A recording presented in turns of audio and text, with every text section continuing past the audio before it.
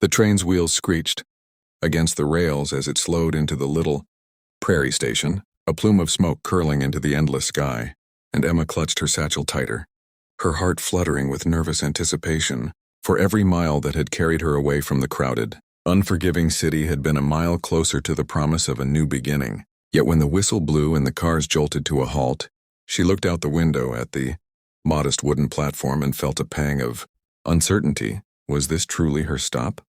The place where Henry Cartwright, the man who had written her letters and promised her a life as his wife, would be waiting with open arms? The conductor called out the town's name, muffled under his mustache, and Emma, too timid to ask him twice, assumed this must indeed be the place. So she rose, smoothed her travel-worn skirts, and stepped down into the warm dust of the prairie air, her boots clicking softly on the planks of the platform. But as she lifted her eyes, her heart sank, for no one stood there with flowers, no eager man craning his neck, no voice calling her name, only a handful of strangers passing through, and in the distance the whinny of a horse tied lazily to a post. Panic pricked her chest as the train gave a final hiss and lurched forward again, leaving her stranded with nothing but the echo of her own hope, and she was about to step back to call after it, when a child's voice cut through the emptiness high and clear, filled with a mixture of awe and certainty. "Papa." God finally answered us. Emma turned startled, and her eyes fell upon a little girl standing just beyond the platform's edge, her braids tied with faded ribbons, her cheeks flushed by the sun, and her small hands clutching a ragged doll. The girl's eyes, wide and glistening like dew at dawn, were fixed on Emma as though she were a miracle walked straight off the pages of prayer. And beside her stood a tall man, broad-shouldered and weathered by the years, his hat shadowing a face marked with lines of sorrow and strength, his hand resting on the child's shoulder, as though both shielding and steadying her. Emma's breath caught, for in the girl's gaze was an earnestness that stripped away every defense, and before Emma could speak, the child rushed forward, throwing her tiny arms around Emma's skirts, burying her face against them, and whispering with trembling joy, "Papa, she's here. The mama we asked God for." Emma froze, every instinct warring within her.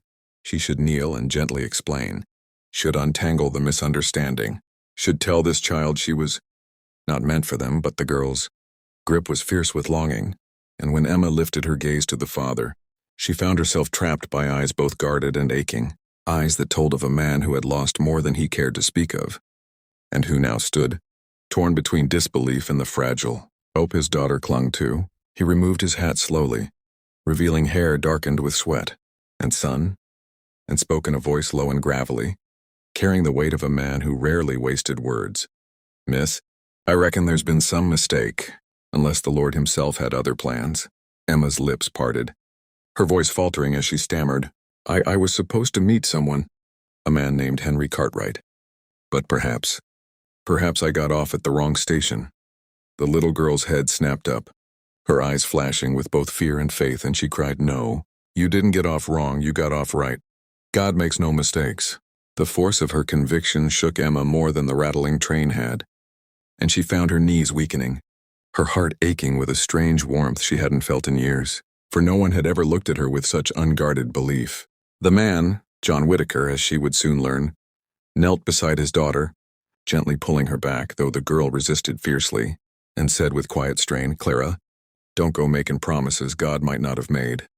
Then he looked up at Emma, his jaw tight, his eyes searching hers as though they could dig out the truth. And he added, "Miss, I don't know your story, but I can't let my little girl's heart break again. She's prayed every night for a mama, and I've told her the Lord hears, even when he's slow to answer. Now you show up off a train we weren't expecting, and she's looking at you like you're the very angel she's been begging for. So I need to know, are you here for us?" Emma's breath quivered, her heart torn in two, for honesty would break this child's spirit, yet silence might plant a seed she couldn't tend, and in that impossible space, her soul whispered words she hadn't planned. Maybe I'm here for you," Clara squealed with joy, leaping into Emma's arms while John's breath caught in disbelief, his face a storm of conflict, gratitude, suspicion, and wonder warring all at once. And in that moment, as the prairie wind lifted the hem of her dress and the sun bathed them in gold, Emma realized that perhaps the wrong station was exactly where she was meant to be. For destiny does not always follow the tracks we plan, And sometimes the greatest stories begin where we least expect. And dear listener, if you believe in stories where fate collides with faith, where broken hearts are given second chances, then make sure you subscribe to this channel and stay with us, for Emma's journey has only just begun, and the path ahead will be filled with trials, tenderness, and the kind of hope that lingers long after the final word is spoken. The prairie sun dipped lower in the sky as John led the way from the station, his long strides measured and wary, while Emma walked beside Clara, the little girl's hand clutching hers with such fierce certainty that Emma felt as though she had been claimed by a bond stronger than blood. And though her heart trembled with the knowledge that she was living a lie, that she was not meant for this man, not promised to this child, something within her whispered that this was no accident, that perhaps heaven's plan had overridden her own. Yet every step she took brought a new wave of doubt, for what would happen when Henry Cartwright realized she had not arrived at the right station? When word came that his bride had vanished into the prairie air, the thought sent a chill through her even under the warmth of the setting sun. But Clara's laughter as she pointed out a patch of wildflowers along the trail lifted the weight momentarily, and Emma found herself smiling despite the turmoil. John, however, remained quiet, his profile stern and shadowed, as though years of disappointment had taught him silence was safer than hope. And when Clara skipped ahead to pluck a flower, he lowered his voice to Emma and said, "I don't know who you really are, miss, and I don't rightly understand why you stepped off that train today. But until I do, I'll ask one thing, don't break her heart. She's been through enough." The plea in his voice was rough-hewn but raw, and Emma nodded, her throat tightening with unshed words, because she wanted to promise him she would never hurt Clara. Yet how could she keep such a vow when the truth itself threatened to shatter everything? They reached a small homestead nestled against the rolling hills, its fences weathered, its barn leaning slightly but still standing strong. And though it bore the marks of hardship, there was a quiet dignity in the land, a sense that love once lived here and might yet bloom again. Clara ran ahead, her voice ringing out, "Papa, I'll show her my room." And Emma followed slowly, taking in the worn porch steps, the squeak of the screen door, the scent of earth and wood smoke, all of it so different from the gray brick alleys she had left behind, so different from the life she had hoped to escape. Inside, the house was simple but warm, the kind of place built by calloused hands and patient endurance. And as Emma set down her satchel by the door, John lingered in the threshold, watching her as if she might vanish like a dream if he dared to blink. "It ain't much," he said finally, his voice laced with humility, "but it's ours."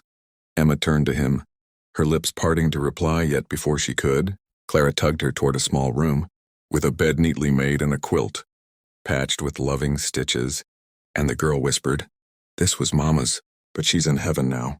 You can sleep here if you want, 'cause maybe God sent you to help us." Emma's chest tightened, her heart breaking and mending in the same instant, and she sank to her knees, brushing a strand of hair from Clara's cheek, whispering, "I don't know why I'm here, sweetheart, but I'll do my best to be what you need." And as Clara hugged her tight, Emma felt the walls she had built around her heart beginning to crack. For though she had not chosen this path, perhaps it had chosen her. And somewhere in the quiet house, John stood listening, his eyes fixed on the floor, his hands clenched as though afraid that hope once again might prove too heavy to hold. And dear listener, if your heart aches for what comes next, if you believe in stories where strangers become family and mistakes turn into miracles, be sure to subscribe, for Emma's story is only just beginning to weave its threads of love, faith, and destiny.